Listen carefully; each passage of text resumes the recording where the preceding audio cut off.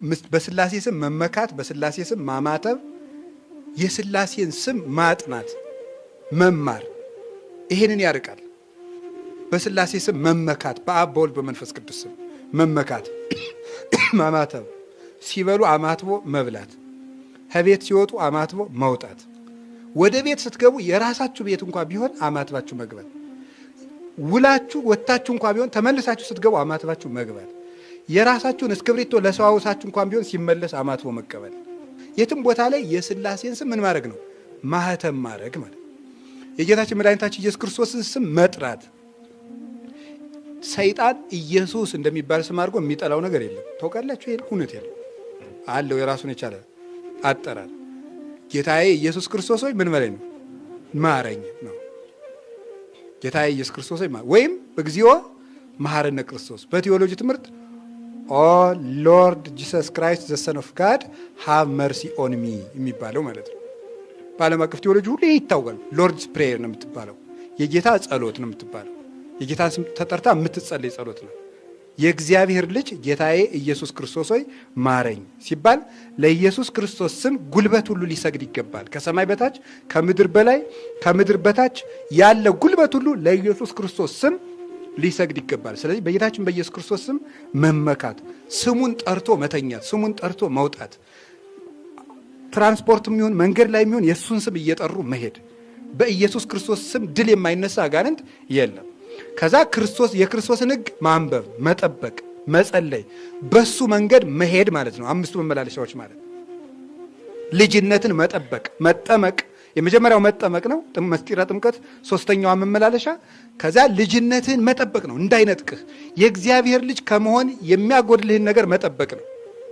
ከዛ ቅዱስ ሥጋውን ክቡር ደሙን አዘውትሮ መቀበል። ትንሣኤ ሙታንን ክርስቶስ ሲመጣ በሥጋዬ እንዳይቀስፈኝ በነፍሴ እንዳይፈርድብኝ። አይ ይሄ ብቻም አይደለም፣ ለፍቅሩ እየሳሳ ለሱ ሙሽራ ሆነ እየተዘጋጀ ተመላለስ ነው። የመንግሥተ ሰማያትን ጣዕም የገሃነምን ፍርድ እያሰብክ ከኖር አምስቱን በሽታዎች ማሸነፍ ትችላለህ። አምስቱ መመላለሻዎች እነዚህ ናቸው። አላችሁ። እግዚአብሔር ከሁላችን ጋር ይሁን። ጌታችን ሄደና ይህን ሰው እንዲህ አለው፣ መዳን ትፈልጋለህ አለው። የዚህን ሰው ነገር ስሙ። አይ የሚያወርደኝ የለም እንጂ አዎ አለው። ቅዱስ ዮሐንስ አፈወርቅ በጣም ነው የሚያደንቀው። እናንተ ብትሆን ምን ታደርጋላችሁ? አሁን 38 ዓመት አልጋ ላይ ኖራችሁ ሲያበቃ ደህና ሰነበትክ እግዚአብሔር ይመስገን መዳን እንዲው ትፈልጋለህ ቢላችሁ ቀልደኛ እያፌስክብኝ ነው አትሉ? 30 ዓመት ተኝቼ ታዲያ ምንድን ነው የምፈልገው ታዲያ ምን አይነቱ ነው አትሉም ትላላችሁ? እንል ነበር ነው። ምን አይነት ትሁትና ትዕግስተኛ ሰው ነው ይላል። ትዕግስቱ አዎ ነው ያለ እንጂ እንዴት ትቀልድብኛለህ አላለ። ትዕግስት፣ በመከራ ሰዓት ትዕግስት። አንዳንዱ ሰው ሲርበው እንደ ጅብ ነው የሚያደርገው።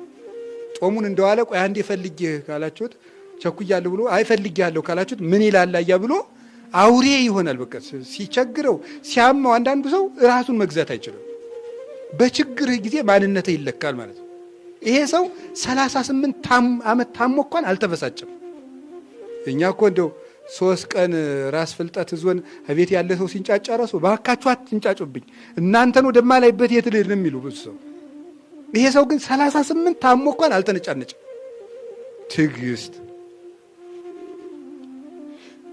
ሁለተኛው የዚህ ሰው የሚያስደንቀው ተስፋው ነው ይላል ሊቁ ቅዱስ ዮሐንስ አፈወርቅ ሲተረጉ 38 ዓመት ሙሉ እንዴት እድናለሁ እያለ ጠበቀ ይላል።